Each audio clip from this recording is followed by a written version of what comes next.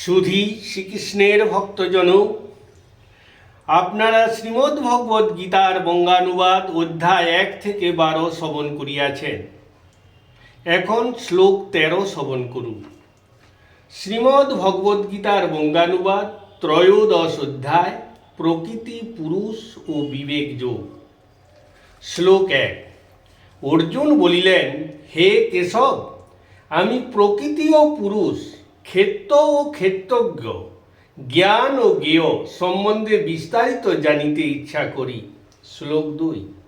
ভগবান বলিলেন, হে কুন্তেয়, এই শরীর ক্ষেত্র নামে কথিত হয়। যিনি এই দেহকে ক্ষেত্র বলিয়া জানেন, তাহাকে ক্ষেত্রজ্ঞ নামে অভিহিত করা হয়। শ্লোক 3। হে অর্জুন, সমস্ত দেহের নিয়ন্ত্রা আমি, তাই আমাকেও ক্ষেত্রজ্ঞ বলিয়া জানিবে। ক্ষেত্র ও ক্ষেত্রজ্ঞ সম্বন্ধীয় যে জ্ঞান, তাহাকেই জ্ঞান বলিয়া আমি মনে করি। শ্লোক 4। সেই ক্ষেত্র যাহা যে রূপ যাদৃশ বিকারযুক্ত, যাহা হইতে যে রূপে উৎপন্ন, এবং সেই ক্ষেত্রজ্ঞ যে স্বরূপ বিশিষ্ট এবং যেরূপ প্রভাবযুক্ত, সেই সমস্ত সংক্ষেপে আমার নিকট শ্রবণ করো। শ্লোক 5। ঋষিগণ কর্তৃক ভিন্ন ভিন্ন বেদের দ্বারায় হেতু ও ক্রিয়ার সিদ্ধান্তপূর্বক এবং ব্রহ্মসূত্র পদ দ্বারায় পৃথক পৃথকভাবে বহু প্রকারে ব্যাখ্যা করা হইয়াছে। শ্লোক 6 ও 7।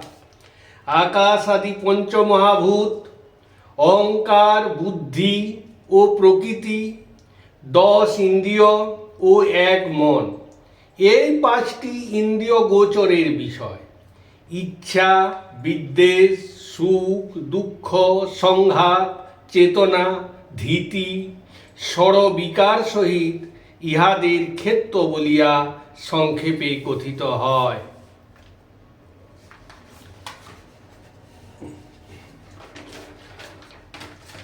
শ্লোক 8 থেকে 12।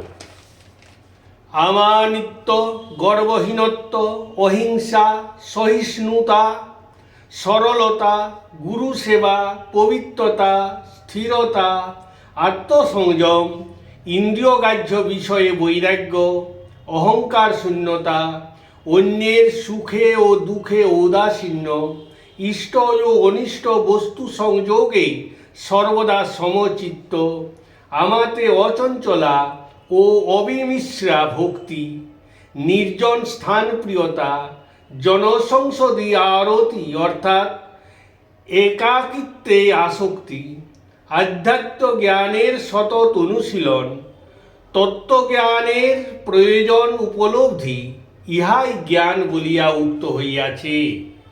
শ্লোক 13।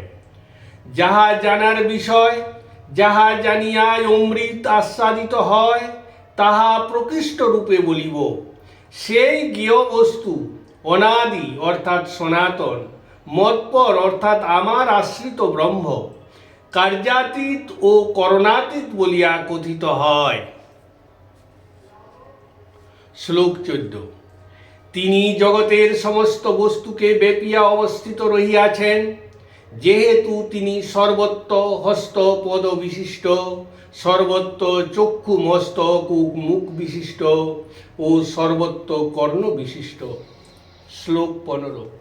তিনি সমস্ত ইন্দ্রিয় ও তাদের গুণ শব্দাদির সহিত বিরাজমান হইয়াও প্রকৃত ইন্দ্রিয় রহিত ও আসক্তি শূন্য, যদিও তিনি সকলের প্রতিপালক ও ত্রিগুণের আস্বাদক হইয়াও প্রকৃতপক্ষে গুণাতীত। শ্লোক 16। এই তত্ত্ব সর্বভূতের বাহিরে ও অন্তরে অবস্থিত, স্থির ও গতিশীল। ইহা অতি সূক্ষ্ম বলিয়া অজ্ঞানের অজ্ঞাত থাকে এবং জ্ঞানীর জ্ঞাত অর্থাৎ খুব নিকটে অবস্থিত। শ্লোক 17। তিনি পরস্পর ভিন্ন জীবসমূহের অভিভক্ত হইয়াও বিভক্ত রূপে অবস্থান করেন। তিনি নারায়ণ স্বরূপে প্রাণীসমূহের পালক, প্রলয়কালের সংহারক এবং স্থিতিকালে সৃষ্টিকর্তা বলিয়া জ্ঞাতব্য হন। শ্লোক 18। তিনি জ্যোতিষ্কগণের জ্যোতি এবং অন্ধকারের পরম অন্ধকার বলিয়া কথিত হন। তিনি জ্ঞান, তিনি জ্ঞেয় এবং তিনি জ্ঞানগম্যী রূপে সকলের হৃদয়ে অবস্থিত। শ্লোক 19। এই রূপ ক্ষেত্র জ্ঞান ও জ্ঞেয় তত্ত্ব সংক্ষেপে কথিত হইল।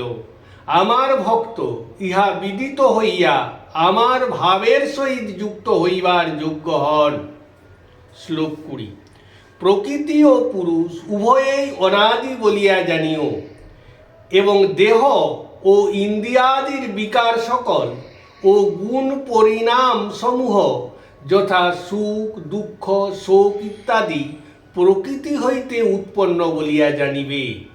শ্লোক 21। কার্য, কারণ ও কর্তব্যের হেতু প্রকৃতিই বলিয়া কথিত হয়। সুখ, দুঃখ ও ভোগের হেতু পুরুষই বলিয়া কথিত হয়। শ্লোক 22। পুরুষ প্রকৃতির মধ্যে অধিষ্ঠিত বলিয়াই প্রকৃতিজাত গুণসমূহ যেমন সুখ দুঃখাদি বিষয়সমূহ ভোগ করে। এই পুরুষের গুণসঙ্গ সমূহ যেমন সুখ দুঃখ ইত্যাদি কিংবা অসৎ যোনি হইতে জন্মের কারণে হইয়া থাকে।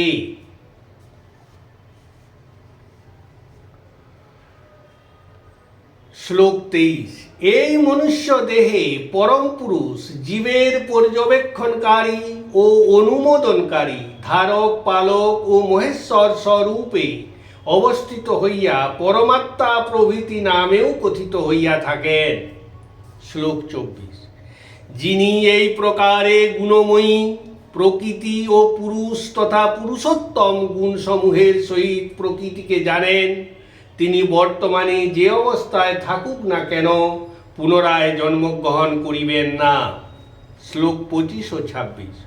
কেহ কেহ ধ্যানের দ্বারায় নিজের মনে নিজের আত্মাকে দর্শন করে, অপরে যোগ ও কর্মযোগের দ্বারায় নিজের আত্মাকে দর্শন করে, আবার কেহ কেহ এই সকল উপায় না জানিয়া অন্যের নিকট শুনিয়া অনুরূপ উপাসনা করেন। ইহারা সকলেই এই মৃত্যুময় সংসারকে সুনিশ্চিতভাবে অতিক্রম করিয়া থাকেন। শ্লোক 27।